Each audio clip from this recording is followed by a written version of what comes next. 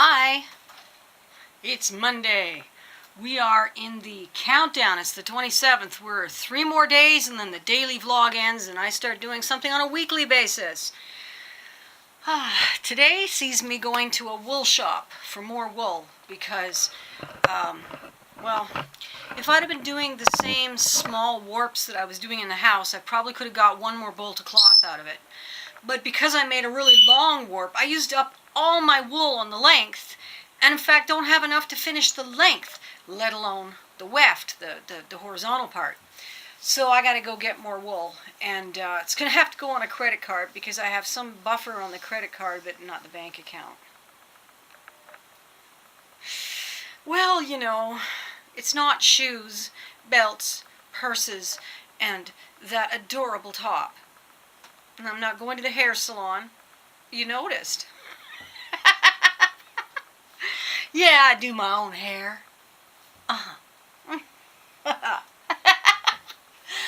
Yeah, that's all right. I've been doing my own hair for a long time because every time I'd go to a hair salon to somebody with scissors in her hands, I'd come out with 6 inches less of the length, and I really have a thing for long hair.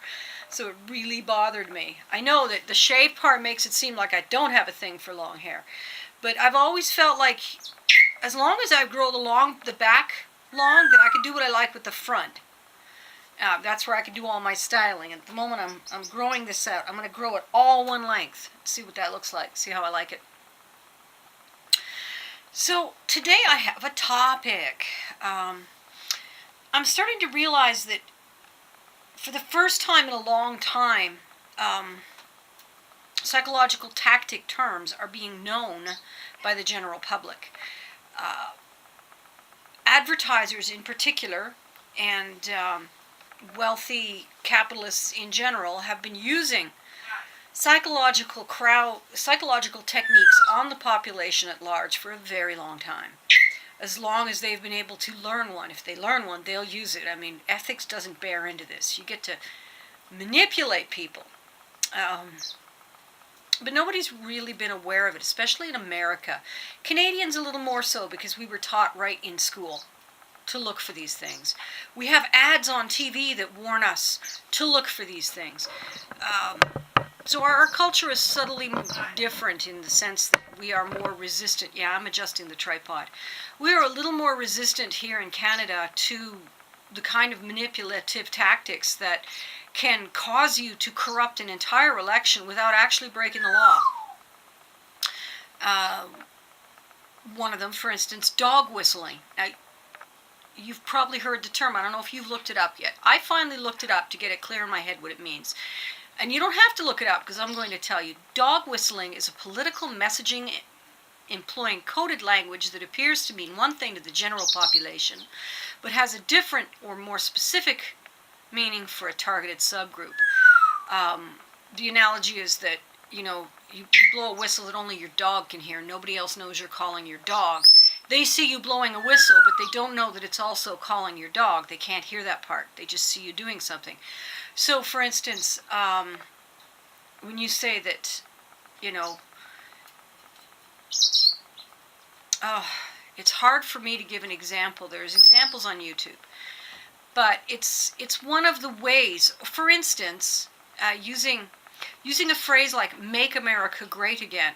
Now, we don't often think of that as dog whistling because the targeted audience isn't intended to be emotionally hurt by it. And most of the time it's being used by people where on the surface the comment is innocent, but because of the cultural undertones, it has a direct effect on a victim. It causes them to feel concern, stress, worry, sadness, fear, bad memories. It triggers. So dog whistling can trigger people positively as well as negatively. So when you say "Make America Great Again," you're triggering a specific subset of the American population who they don't like to think. They don't like to spend a lot of time in their heads. They like to see results when they put effort in. They like to see physical results that everyone else can see. They're generally blue-collar workers. As a consequence, they're also generally lower educated, lower trained in the etiquettes and the social arts, and tending to feel a little less valued in their culture and society. So when you say make America great again, because if you stop and think about it, America's never been great. America's had a lot of ego, but it's never been greater than any other nation on the planet, really. It's got a lot of dark parts to its history. And yeah, you can't say make America great again. But what it does is it calls attention to all those people that want to put their ego in the same place that they want to dress their ego in a flag. They want to go, yeah, America, I'm an American. That means I'm great. I don't have to stop and think about how my actions affect others because I'm automatically awesome because I'm born in this place. And I wave a flag and I say all the right slogans. So that's another form of dog whistling. Gaslighting is another term we're learning. Gaslighting is the art of subtly manipulating someone else's environment or memory or environment in some fashion to make them think they're crazy. And this can be from, no, that's not the way it was. You're remembering it wrong. That's a form of gaslighting. When someone tells you you're remembering it wrong and you've got a clear memory in your head, they're gaslighting you. They're trying to make you doubt your own memories because your memories are not favorable enough for their agenda. And it can go all the way to, little head trips like quietly moving something every single day so that every time you come back to it, it's in a different spot. And you're like, but I remember where I put it. Hey, did you touch my? No, wasn't me. That is gaslighting as well. It could be it's a whole spectrum of activities and behaviors and tactics and schemes designed specifically to take away your self-confidence. And that's another one. And the interesting thing about these various terms, and there's more to it, this is not going to be a lesson in how, in public manipulation. That's a whole college course. That's an entire university course. I can't compress it into a 30-minute chat. I strongly recommend that you learn a little bit more about how ad agencies manipulate. Well, everybody knows now that I forget the term for it, when they insert an image into just a second in the middle of a movie of cola and popcorn. Everybody in the movie suddenly gets a craving for cola and popcorn if they haven't already bought some. And then they, a short time later, give you an intercession when you can actually get up and go buy cola and popcorn. And they used to do that until the government outlawed it because they considered it deceitful advertising. People didn't know that you were doing this to them. And so it was outlawed.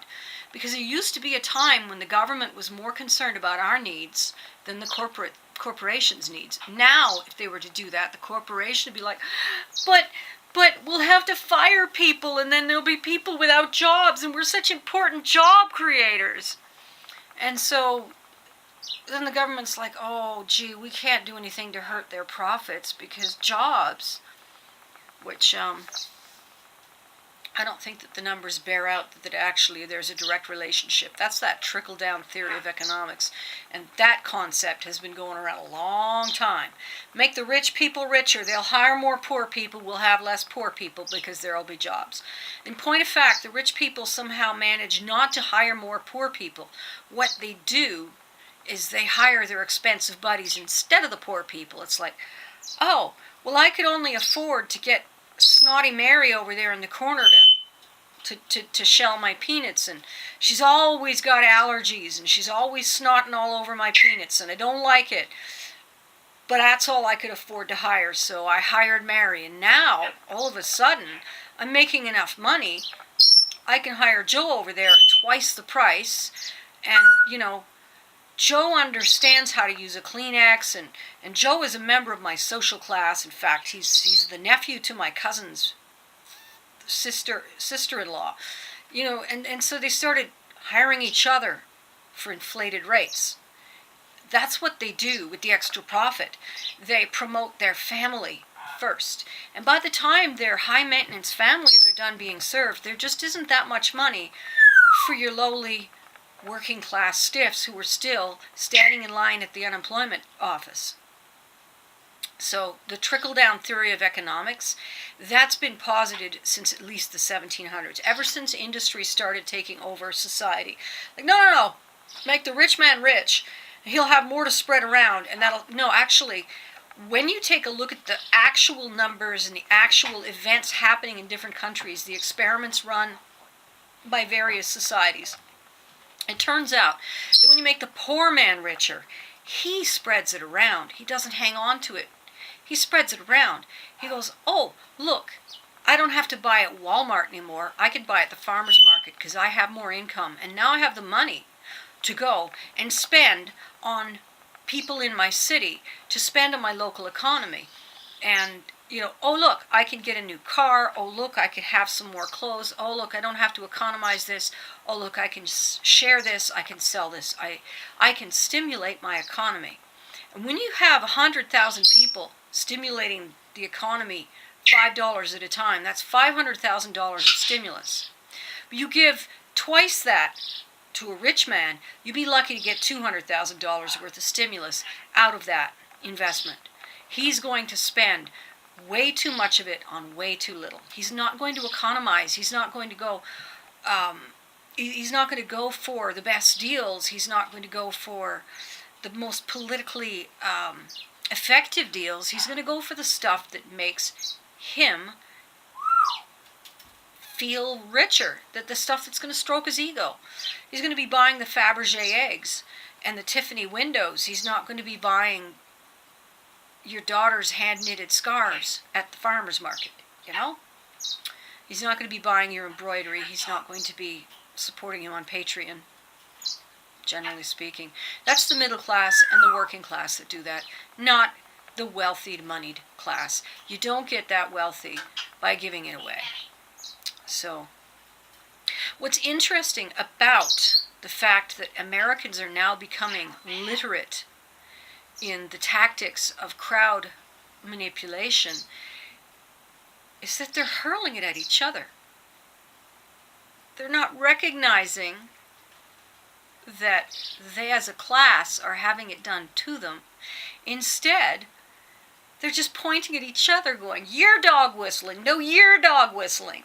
Nobody's noticing they've both been dog whistled into a fight by someone higher up the chain in whose interest it is to keep them from developing an alliance. Because when people come together is when they affect change. But if you break them up, it's like these people cannot get along with those people because these ones are this class of society. You want some examples? Transgendered people against cisgendered gays. There's actually a division. There's like the lesbians don't like the trans men because they forgo their femininity and the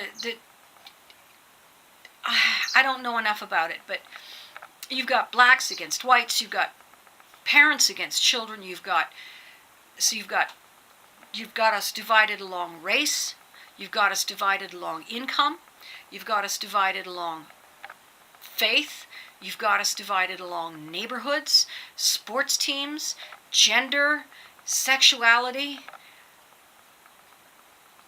lifestyle, even down to what kind of food you eat. We are so divided up and cut up and segmented, it's become like every one of us is an individual, alone and lost in a wilderness of strangers, seeking desperately because of our human nature to make connections. And then to make those connections, they've given us really shallow tools, such as your social media, by which we can make really shallow connections to damp down the drive to connect, to put a Band-Aid on the need rather than have us fulfill it by actually making real meaningful connections with each other. And as long as we don't make those real meaningful connections, we don't stand up for each other, we don't stand with each other, as long as they can keep us in that state, then we do not come up with the solutions we need and we do not exercise those solutions. So even when someone does come up with the solution, no one else hears about it, or else they sit and argue about some petty detail because they haven't learned how to get along. They haven't learned how to dialogue. People used to organize, and they used to get together in groups, and because of the labor unions, the human work week went from 80, 90 hours a week where you just fell into bed at the end of the day and got up in the morning to do it all again and possibly even burned the midnight oil doing some homework. Now you actually have a life outside of your career. You actually have a life outside of your job. Generally, that's actually changing. There are a number of people out there who do not get to have a life outside of their career. They're working for their retirement. They're hoping to retire early. They're giving up their evenings and weekends for it. That's the goal. Keep you working that treadmill. Keep you going, and spending. Work your ass off. Focus hard. Don't think about what we're up to. And when you do, we're going to barrage you with all of these psycho-manipulative techniques. We're going to barrage you with all of these Band-Aid solutions. And we're going to tell you you're tired. And we're going to feed you poor quality food. And you are weak. And you are unable to do anything about the disquiet within. And the whole trick here is to balance the level of disquiet against the cost of looking after you. Because capitalism is a thing that takes away from you your ability to provide for yourself and others, then sells it back to you at a price. And so they want to give you just enough and take just enough to keep you on a balance. It's okay if you get sicker and sicker, because the medical industry is another extreme source of profit. So it's okay if they make you gradually sick. But if they get you too angry to where you go from looting the corner store and smashing up your neighbor's car to actually organizing and organizing and showing up in force where the political people are, doing physical things to them, physically, personally, like flooding their office with physical paper letters that they have to dig through, taking up their time, taking up their attention.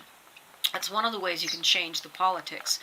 Or all of a sudden, everybody boycotts one company. Suddenly, nobody's buying this particular fast food outlet's foods. They notice that. They really notice it. When everybody doesn't show up for work, they notice it. Initiatives like the Buy Nothing Day, which keeps changing days. It used to be September, and now all of a sudden it's Black Friday, which is really dumb because that is a force we're going to have a hard time counteracting. You do realize that on Black Friday you're only saving 20%, even though the sign says 50%, because in the weeks running up to Black Friday they jacked it up 30%. Yeah, that base price has been inflated, and not just at one store, but all the stores, because they're all ultimately coming from the same intention, if not the same head office. They all have the same intention, which is to drag that money out of your wallet. If you don't have money, we'll loan you some. Anything we can do to ensure that you will continue to be part of this system that is making us wealthy. And so they jack that price up in the weeks running up to Black Friday, and then it looks like you're getting 50% off, but you really aren't. You're getting 20% off, maybe 25%, which is the typical sale margin. Anything, and 25% and down, that is a typical sale margin. They're still making profit. So you shouldn't be going crazy over those deals. They'll come around again. They do. They come around again in January. They come around again in, I'd say, late April, early May, when everybody's getting their income tax rebates. The sales come out again. It's the spring sale. They have sales, just post-Christmas sales. They have midsummer sales, and that's like about July is when they start gradually creeping the prices back up. So if you really want to save money, you'll buy after the new year. You'll buy in the first quarter, first and second quarter of the year. That is when the price is at its best. So, yeah, it's interesting that we are becoming a little more wise to the assorted manipulations that big business has for us, and politics and the system. And yet, we're not seeing it being done to us. We're still not cognizant of the fact that we are being targeted and the effect that it's having on us. What can you do about this? Hit the like button, turn off the computer, and go visit someone. That's a great place to start. It really is. You know, go help someone out. Go trade. Go do some barter instead of sales. Sell things locally, use things locally, buy used goods, repair something that's broken instead of throwing it out. Take it to somebody who knows how to repair it and pay them, a local employee in your community. Pay them. Don't dicker when a local person in your community tells you what their price is. Don't argue with them. Don't go running around getting the cheapest price. If he's got the work you want, pay him what he costs, because he's got bills to pay too. Save up for it. You'd save up for that big fancy TV. We'll save up to pay this guy to fix your TV. That sort of thing. Try to circulate your resources locally and gather your resources locally. Try to back away from the big blue and white sign with the smiley face on it. It's not your friend. They're not your friends. That smiley face is lying to you. Back away from those various assorted fast food organizations that promise to feed you. They're not actually feeding you. They're stuffing your stomach with junk, they're just stuffing your tummy with fat and grease and starch. Really, fat and sugar, that's what they're putting in you. There's so little nutrients left that you're left hungry. You know, you've got a restaurant in town. Go to a restaurant. Go to the corner mom and pop restaurant. Have them fry you up a burger. I bet you it's good, and I bet it doesn't take any longer than standing in line in that bloody drive-thru. Honestly. There's a bakery down the street. You can whip in and out. Within 5 minutes, you can have a coffee and a donut instead of that drive-through line. You're sitting there with your car idling. Everything dovetails. Using less plastic sets you free as a citizen, as well as helping reduce your impact on the planet, helping to lengthen the lifespan and improve the health of the planet. It all dovetails. It's about being mindful. That's what Buddhists like to say. Buddhists tell us to live our lives mindfully. And what they mean is think about the ramifications and the implications of everything you do and adjust yourself. And it's not hard to do that thinking when at the end of the day you know you're doing the right thing, because then instead of feeling disconnected, unhappy,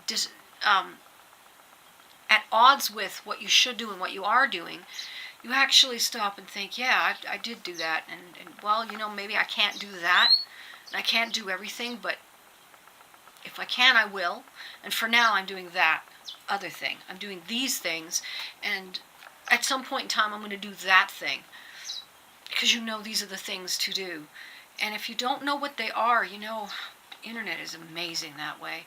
Everything you need to know is online now. Someone out there has spoken it into a video like this, or they've read it.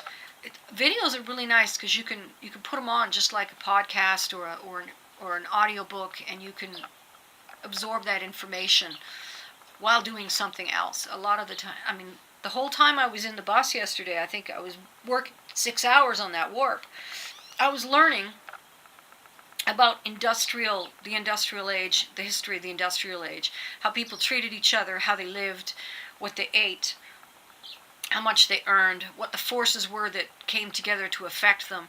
And in fact, from that I was able to think about how it's affecting us even now, and how that legacy remains and continues to influence our society now.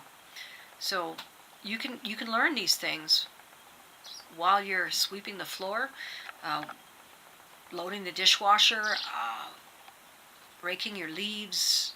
I don't know, when you're doing stuff that you can't be sitting and looking at stuff, you can still tune in to various podcasts and things, or even have your computer read aloud on websites. There's a variety of ways that you can learn without having to sit idle while you do it. So you've got the time if you really want to learn something. And it's okay by me if you don't learn about politics or psychological manipulation, if instead you learn about unicorns and meditating, or if you go out and you learn how to make the prettiest bows, or you learn how to paint your nails better. I don't really care what you go out and learn. If you're going out and learning, I'm like, yeah, use that brain. The more you use your brain, the better your brain works. The better your brain works, the more you use your brain. Before you know it, big words don't bother you anymore. Big engines don't bother you. Big projects don't bother you. You are a someone. You are a doing. You are no longer a being or a getting. You are a making. You are a maker. So use that brain. Do. Think. Bye.